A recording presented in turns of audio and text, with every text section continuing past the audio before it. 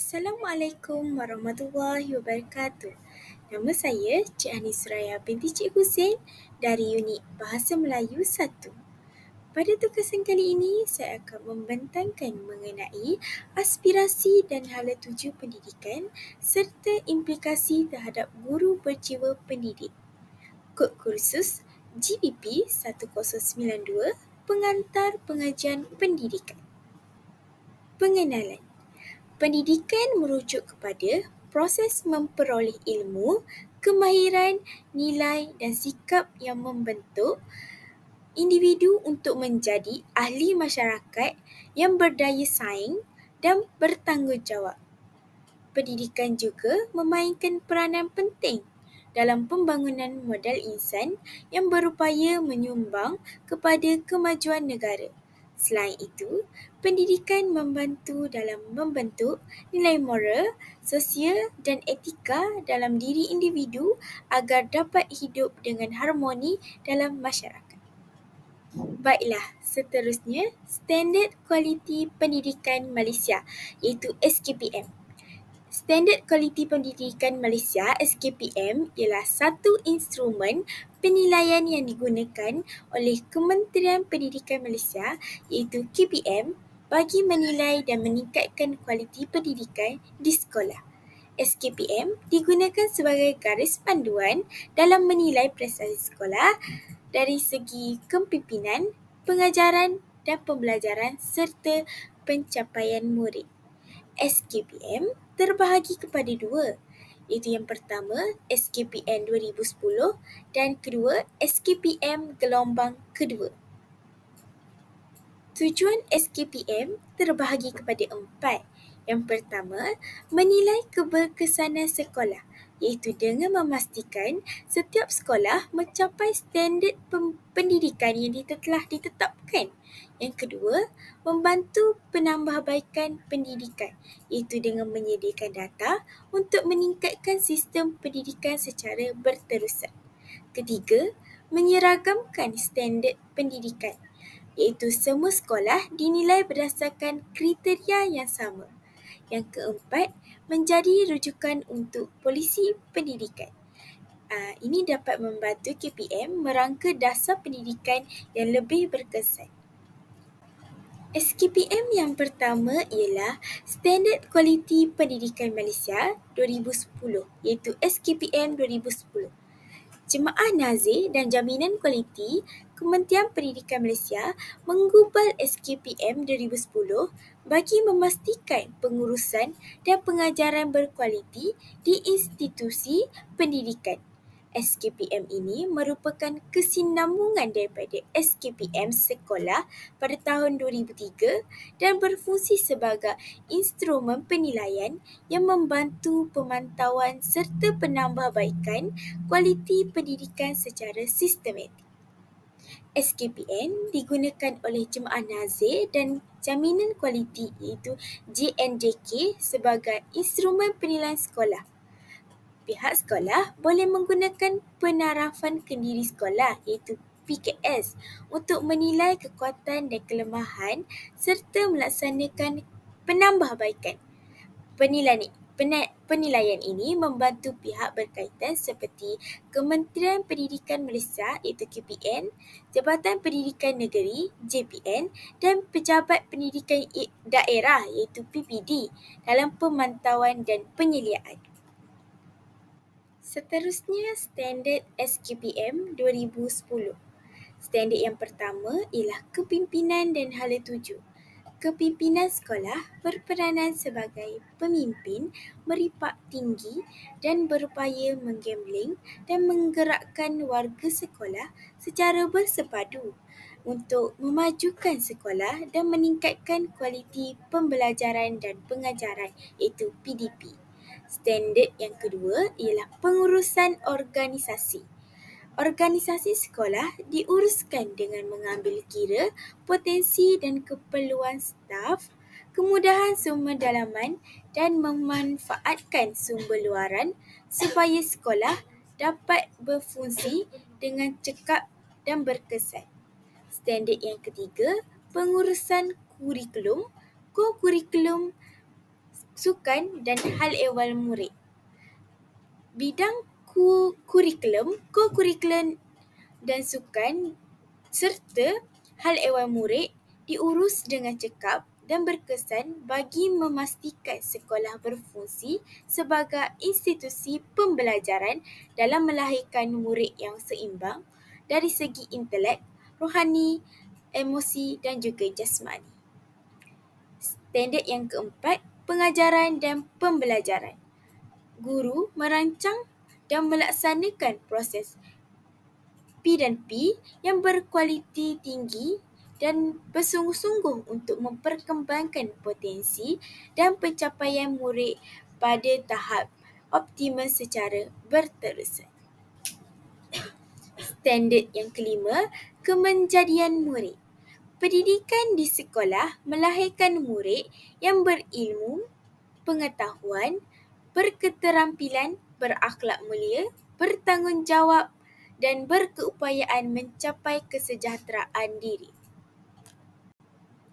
SKPM yang kedua ialah Standard Kualiti Pendidikan Malaysia gelombang yang kedua, iaitu SKPM G2. SKPM telah ditambah baik selaras dengan Pelan Pembangunan Pendidikan Malaysia 2013-2015. SKPM gelombang kedua ini diperkenalkan pada tahun 2017 sebagai instrumen penilaian untuk meningkatkan kecekapan pentadbiran sekolah dan pengurusan PDP. SKPM gelombang kedua ini berorientasikan pemantauan dan penambahbaikan berterusan dalam kualiti pendidikan. Pengetua dan guru besar iaitu PGB memainkan peranan utama dalam mengendalikan dan menilai tahap kecekapan sekolah berdasarkan standard dan aspek tertentu. Standard SKPM gelombang yang kedua terbahagi kepada 5 standard, iaitu standard pertama, kepimpinan, iaitu merakumi aspek PGB sebagai peneraju, PGB sebagai pembimbing dan PGB sebagai pendorong. Standard yang kedua, pengurusan organisasi, iaitu merakumi aspek pengurusan sumber manusia, pengurusan aset, pengurusan kewangan, pengurusan sumber pendidikan, iklim, pengurusan perpaduan dan pemufakat strategik. Standard yang ketiga ialah pengurusan kurikulum, ko-kurikulum dan hal ehwal murid, iaitu merakumi aspek ketetapan pelaksanaan kurikulum, pengurusan mata pelajaran, pengurusan masa instruksional, pengurusan penilaian murid, ketetapan pelaksanaan ko-kurikulum, pengurusan kelab persatuan, pengurusan badan baru uniform, pengurusan sukan permainan, pengurusan program kecemerlangan ko-kurikulum, pengurusan sukan untuk semua, pengurusan pentaksiran ko-kurikulum, ketetapan pelaksanaan hal ehwal murid, pengurusan disiplin murid, pengurusan keselamatan murid, pengurusan kesihatan murid, pengurusan bantuan pelajaran murid, pengurusan perkhidmatan, bimbingan dan kaunseling. Standard yang keempat ialah pembelajaran dan pemudahcaraan, iaitu PDPC, dari aspek guru sebagai perancang, guru sebagai pengawal, guru sebagai pembimbing, guru sebagai pendorong, guru sebagai penilai dan murid sebagai pembelajar aktif. Standard yang kelima iaitu kemenjadian murid, dari aspek kemenjadian murid dalam akademik, kemenjadian murid dalam ko-kurikulum, kemenjadian sahsiah murid. Baiklah, seterusnya Pelan Pembangunan Pendidikan Malaysia iaitu PPPM. Kementerian Pendidikan Malaysia KPM memperkenalkan PPPM ini PPPM 2013-2015 bagi menyediakan pendidikan terbaik kepada semua murid. Pelan ini dirangka berdasarkan yang pertama, laporan pendidikan terdahulu iaitu laporan Razak 1956, laporan Rahman Talib 1960 dan Pelan Induk Pembangunan Pendidikan iaitu 2006-2010. Yang kedua, perbandingan dengan sistem pendidikan antarabangsa Yang ketiga, maklum balas daripada guru, ibu bapa, murid dan juga masyarakat. Pelan ini juga menekankan penilaian prestasi murid, peningkatan akses pendidikan serta pemerkasaan perpaduan dalam kalangan rakyat. Melalui usaha ini, Malaysia berhasrat melahirkan individu berdaya saing dan berkemahiran tinggi bagi menghadapi cabaran masa depan. Objektif utama PPPM. Pertama, memahami prestasi dan cabaran sistem pendidikan Malaysia, termasuklah aspek kualiti, equity, perpaduan dan juga keberkesanan sistem. Yang kedua, mewujudkan visi dan aspirasi yang jelas untuk sistem pendidikan dalam tempoh 13 tahun iaitu 2013 hingga 2025. Yang ketiga, menggariskan program transformasi secara menyeluruh termasuklah perubahan dalam KPM bagi memenuhi keperluan baharu pendidikan. 5 aspirasi pendidikan. Yang pertama, akses, iaitu 100% enrollment merentas semua peringkat pendidikan daripada prasekolah hingga menengah atas menjelang tahun 2020. Yang kedua, kualiti.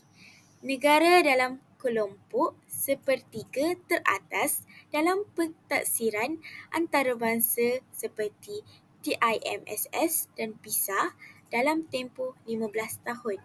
Yang ketiga, equity, iaitu 50% pengurangan dalam jurang pencapaian, iaitu bandar, luar bandar, sosioekonomi dan juga gender, iaitu menjelang tahun 2020.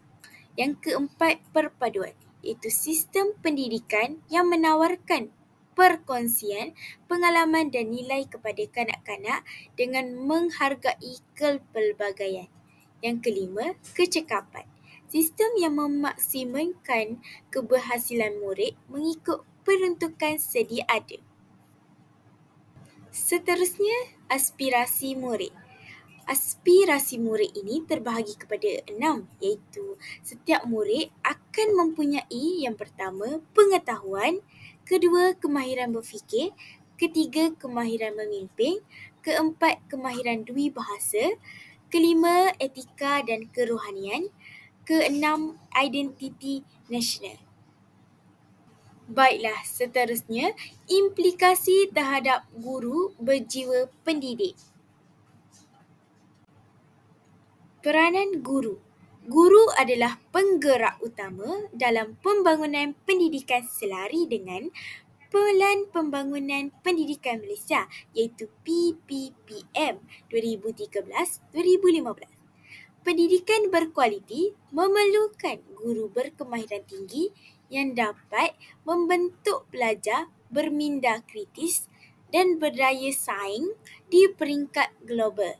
Melalui pendidikan yang berkualiti dan mantap, murid bertaraf dunia dan mempunyai pemikiran kritikal abad ke-21 sejajar dengan falsafah pendidikan kebangsaan itu FPK akan dapat dilahirkan.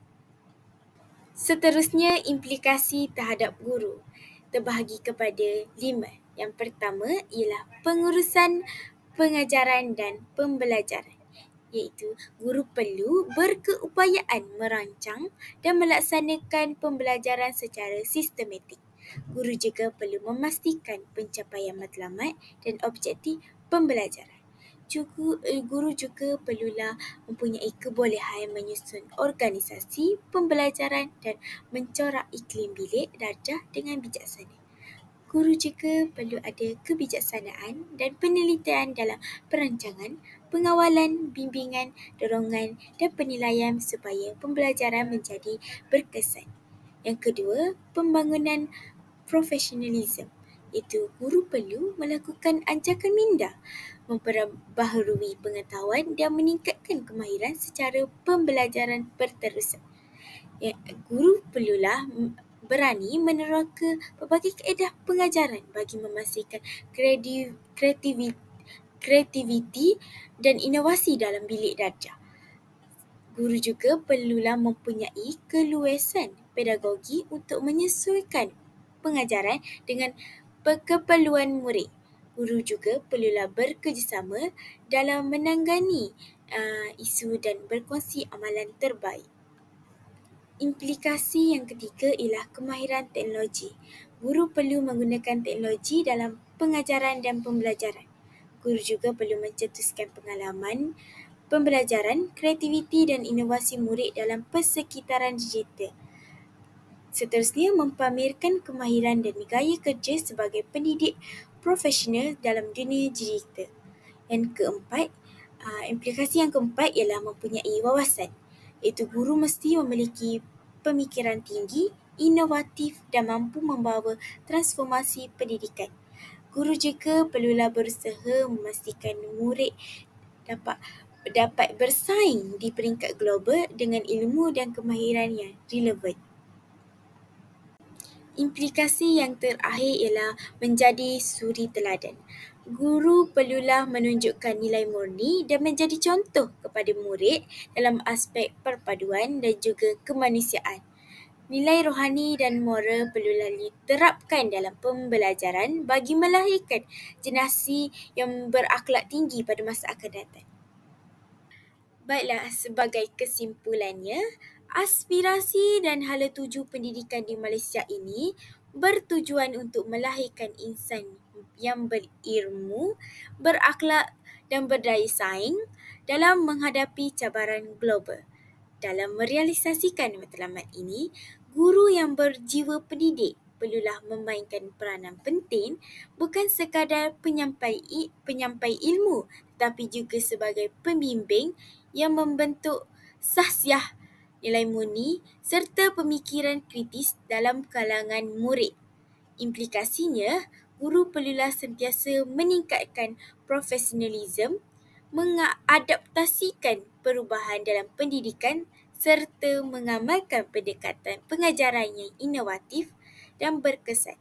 Selain itu, guru haruslah memiliki sikap yang bertanggungjawab, berdisiplin dan sentiasa berusaha memperkasakan kemahiran diri dan agar dapat memenuhi keperluan pendidikan masa kini. Dengan dedikasi dan kesediaan guru untuk terus belajar serta menyesuaikan diri dengan persekitaran semasa, aspirasi pendidikan negara dapat dicapai dengan lebih berkesan lagi. Baiklah, itu saja pembentangan saya pada kali ini. Sekian, terima kasih.